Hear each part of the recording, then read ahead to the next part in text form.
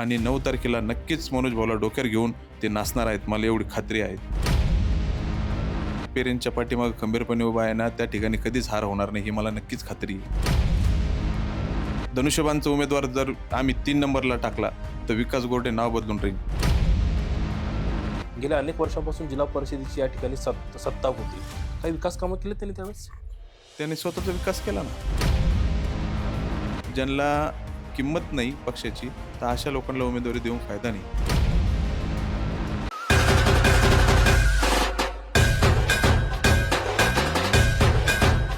मंडळी नमस्कार, मी निर्घोष त्रिभुवन. एनआरटी न्यूजच्या गुलाल कुणाचा नो कात्री थेट विश्वासाची खात्री या विशेष कार्यक्रमात तुमचं सर्वांचं स्वागत करतोय. जिल्हा परिषद आणि पंचायत समिती निवडणुकींच्या मतदानाला खरं तर एकच दिवस शिल्लक राहिलेला आहे आणि छत्रपती संभाजीनगर जिल्ह्यात आपण जर पाहिलं तर बिडकीन गटाकडं सर्वांचंच लक्ष होतं. खरं तर या ठिकाणी आपण जर पाहिलं तर एक वेगळी लढत या ठिकाणी होतीये, तिहेरी लढत होतीये. मात्र सर्वाधिक नाव चर्चेत या ठिकाणी राहिलेलं आहे ते म्हणजे अर्थातच मनोज पेरे पाटील. मनोज पेरे हे खरं तर उद्धव बाळासाहेब ठाकरे गटाकडून निवडणुकीच्या रिंगणामध्ये या ठिकाणी उतरलेले आहेत.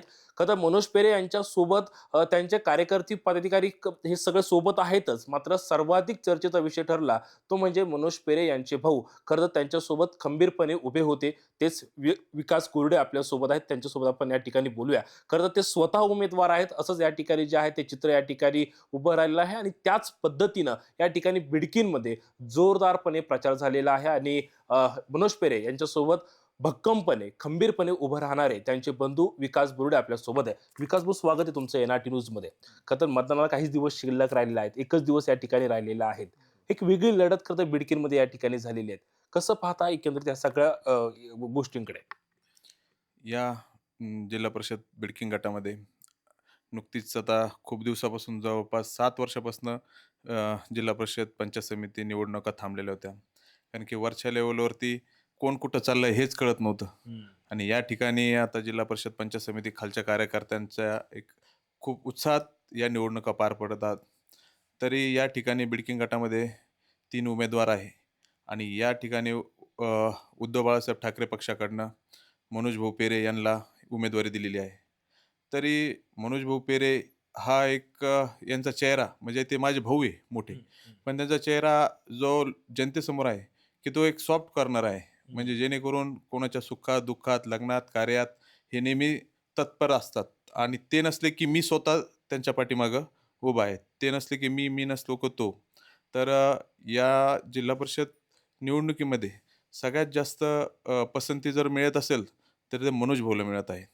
आणि मी तर माझं एवढं म्हणणं आहे, की जनतेला सुद्धा, की मनोज भाऊंनी ज्यावेळेस आमच्या वहिनी सारिका मनोज पेरे ज्यावेळेस 2017ला सरपंचपदी विराजमान झाल्या होत्या, तर त्या ठिकाणी त्यांनी असे बरेचसे कोविडमध्ये असो, या गावामध्ये असो, की जेणेकरून ड्रेनेज लाईन, ज्या ठिकाणी गट्टूचे काम असतील, फ्लोअर ब्लॉकचे, या रोड असेल, आणखी सिमेंट रस्ते असतील आणि लोकांच्या सुखा-दुःखात ज्या ठिकाणी ज्या ठिकाणी टॅक्स कमी करून कसा लोकांना लाभ मिळेल, या ठिकाणी आम्ही आमच्या वहिनी या मनोज भाऊ असो, या मी त्यावेळेस त्यांच्यासोबत खंबीरपणे ग्रामपंचायत सदस्य म्हणून उभा होतो. जेणेकरून मी 2012ला 21 वर्षाचा असताना मी ग्रामपंचायत सदस्य झालो. त्याच्यानंतर 2017ला सुद्धा मी माझ्या वार्ड क्रमांक 2 मध्ये ग्रामपंचायत सदस्य म्हणून विराजमान झालो. आणि आता सुद्धा माझी पत्नी आत्ताच जो म्हणतात ना म्हणजे एकनिष्ठ जसं मनोज भाऊला या तालुक्यात ओळखलं जातं, तसंच मला बिडकीन या ठिकाणी शब्द देणारा जर असेल ना आणि शब्द पाळणारा जर असेल तर तो विकास गोरडे. कारण मी ज्या माणसाला जर शब्द दिला, तो शब्द मी नक्कीच पाळतो. तर त्या ठिकाणी मी नुकताच 2.5 वर्षाचा हे शब्द दिला होता. तर मी माझ्या मित्राला उपसरपंचाचा राजीनामा दिला आणि त्यांना त्या ठिकाणी विराजमानसुद्धा आम्ही उपसरपंच पदावरती बसवलो. आता माझं असं एवढं म्हणणं आहे, की या इलेक्शनमध्ये, की ज्या बिडकीन जिल्हा परिषदच्या ज्या निवडणुका लागलेल्या आहे, तर या ठिकाणी मनोज भाऊ सर्व जाती धर्मांना घेऊन चालणारा एक व्यक्तिमत्व आहे. म्हणजे जेणेकरून कधी कोणाच्या म्हणजे एक बाजू न मांडता सर्व जाती धर्मांना कशाप्रकारे योग्य पद्धतीनं वळण मिळेल, या योग्य पद्धतीनं एक हे मिळेल, तर त्या पद्धतीनं मनोज भाऊ घेऊन चालतात सर्व जाती धर्मांना. म्हणजे जेणेकरून उद्या जर या ठिकाणी एवढी मोठी डी-एम-आय-सी येणार आहे, तर DMIC येणार आहे. तर जर गावात जर जातीपातीचं जर राजकारण जर झालं, तर या ठिकाणी DMICचा विकास कुठं होणार नाही आणि गावाचा सुद्धा विकास होणार नाही. आमचे जे मित्रबंधू आहे, या माझ्यासोबतचे सहकारी आहे, ते ज्यांनी इंजिनिअरिंग केलेली आहे, कोणी ITI केलेल्या आहेत, या ठिकाणी ते बेरोजगार फिरत आहे. आणि आज नवीन DMICच्या रूपाने जेणेकरून त्यांना एक हे मिळणार आहे, रोजगार मिळणार आहे. तर माझं असं म्हणणं होतं, की बाबा ह्यावेळेस मनोज भाऊला, की जे जातीपातीचं राजकारण करत नाही, जो सर्व जाती धर्माला घेऊन चालतो, या सर्व लोकांना कसा न्याय मिळेल, या त्याच्यात कुठल्या प्रकारे लाभ न बघता जो काम करतो, अशा व्यक्तिमत्वाला नक्कीच बिडकिंकर असो या बिडकीन जिल्हा परिषद गट असो, या गटाने नक्कीच डोक्यावर घेतलेला आहे आणि डोक्यावर घेऊन येणाऱ्या 7 तारखेला मनोज भाऊ या मशाल चिन्हावरती निवडणूक लढत आहेत आणि मशाल चिन्हावरती त्या सगळ्यांनी मतदान करणार आहेत आणि 9 तारखेला नक्कीच मनोज भाऊला डोक्यावर घेऊन ते नाचणार आहेत. मला एवढी खात्री आहे. विकास भाऊ, आपण जर पाहिलं तर तुम्ही बोलताना बोलले किंवा आम्ही सर्वे त्या ठिकाणी केला. अनेक लोकांच्या आम्ही प्रत्येक गावात जाऊन बाईट घेतला की मनोज पेरेंना खरं मोठ्या प्रमाणामध्ये पसंती या ठिकाणी आम्हाला पाहायला मिळतात. मात्र ह्या पसंती मागे खरं तर तुमचा फार मोठा वाटा आहे. तुम्ही दोघे बंधू आहात. मात्र एक मित्रासारखं तुम्ही खरं तर त्यांच्यासोबत भक्कमपणे या ठिकाणी उभे राहिले आहेत आणि स्वतः उमेदवार म्हणून त्या ठिकाणी तुम्ही काम केलं. सध्या आपण राजकारण जर पाहिलं तर राजकारण बरंच गलिच्छ झालं आहे. म्हणजे सक्का भाऊ त्या ठिकाणी पक्का वैरी असल्याचं आपल्या या ठिकाणी पाहायला मिळतं. मात्र तुम्ही आपल्या भावासोबत खंबीरपणे या ठिकाणी उभे आहेत. नक्कीच दादा, म्हणजे या ठिकाणी ज्यावेळेस मनोज भाऊ उभा राहत आहे जिल्हा परिषदला, तर या ठिकाणी चेहरा माझाच आहे, पण उमेदवार मनोज पेरे आहे या ठिकाणी. आणि जेणेकरून ज्या ठिकाणी विकास गोरडे मनोज पेरेंच्या पाठीमागे खंबीरपणे उभा आहे ना, त्या ठिकाणी कधीच हार होणार नाही, ही मला नक्कीच खात्री आहे. आणि माझं एवढंच म्हणणं आहे, की आज म्हणजे एक सभा झाली होती या ठिकाणी. एक नेते आमचे पैठण तालुक्याचे, संभाजीनगरचे नेते या ठिकाणी बोलले, की बाबा मशाल हा यांचं डिपॉझिट जप्त करू. मशालीचं डिपॉझिट. मशालीचं डिपॉझिट जप्त करू.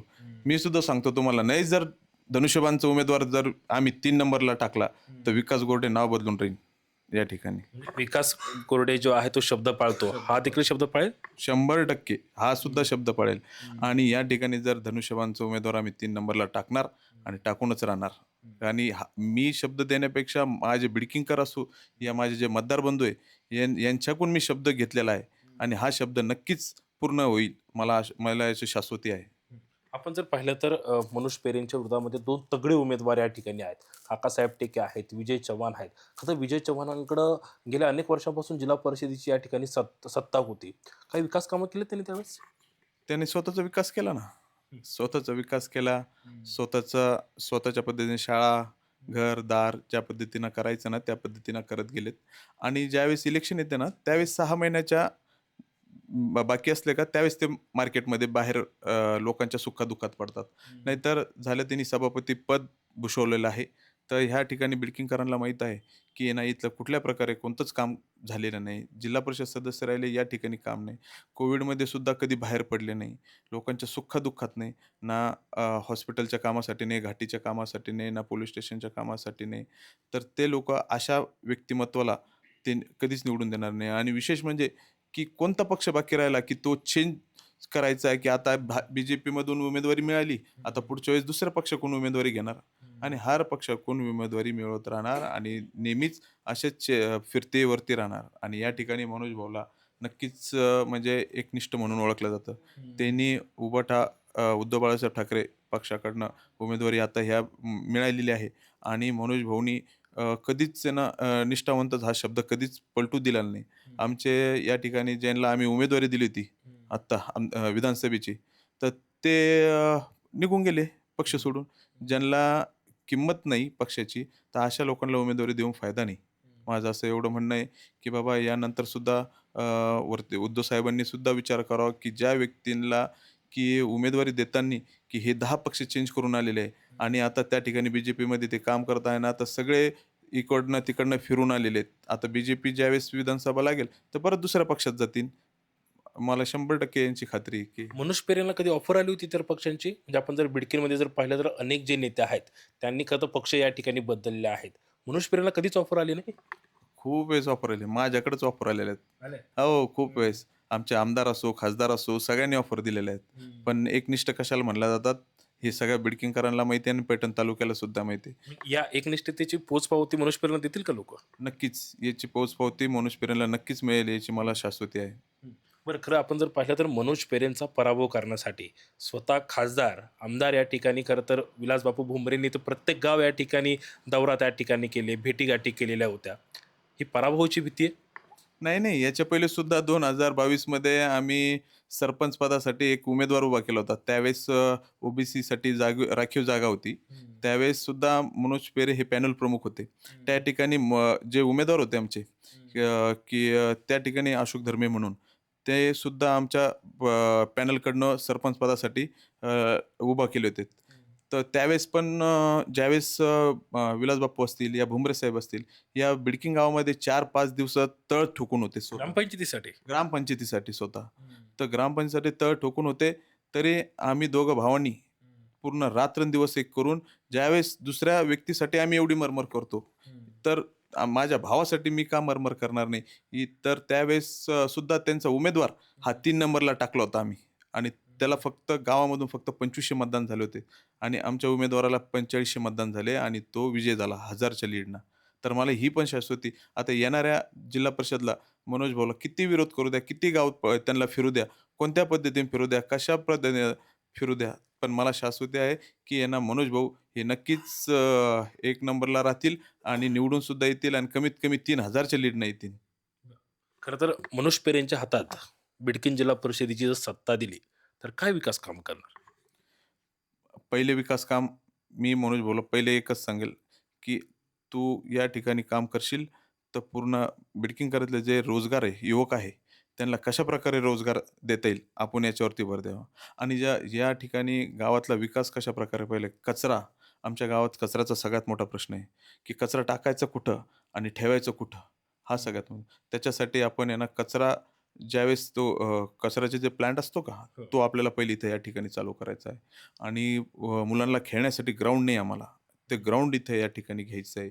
परत ज्या ठिकाणी आय-टी-आय कॉलेज हे कशाप्रकारे खेचून आणते ना मला, की जेणेकरून आमच्या गावचे जे विद्यार्थी आहे, ते याच ठिकाणी आय-टी-आयमध्ये असो या पॉलिटेक्निकल कॉलेज वगैरे ते करून ते ह्याच ठिकाणी या कंपन्यामध्ये ज्या ठिकाणी JSW सारख्या मोठ्या-मोठ्या, Toyota सारख्या मोठ्या-मोठ्या कंपन्या आलेल्या आहेत. त्या ठिकाणी कशाप्रकारे तिथं याला लागतील, जॉबला लागतील, यासाठी आम्ही प्रयत्न करायला लावणार आहेत. नक्कीच. विकास भाऊ, तुम्हाला देखील पुढील वाटचालीसाठी खूप खूप शुभेच्छा आणि वेळ दिल्याबद्दल धन्यवाद. तर आपल्यासोबत होते विकास गोरडे आणि बिडकीनमध्ये एक वेगळी लढत होताना आपल्या या ठिकाणी पाहायला मिळतात आणि मनोज पेरे यांच्यासोबत हा त्यांचा भाऊ भक्कमपणे या ठिकाणी उभा आहेत आणि या येत्या 9 तारखेला मनोज पेरे यांचा विजय निश्चित आहे असा विश्वास देखील त्यांनी या ठिकाणी व्यक्त केलेला आहे. कॅमेरामॅन ओमकार जाधवसह मी निर्घोष त्रिभुवन, NRT न्यूज, बिडकीन, छत्रपती संभाजीनगर.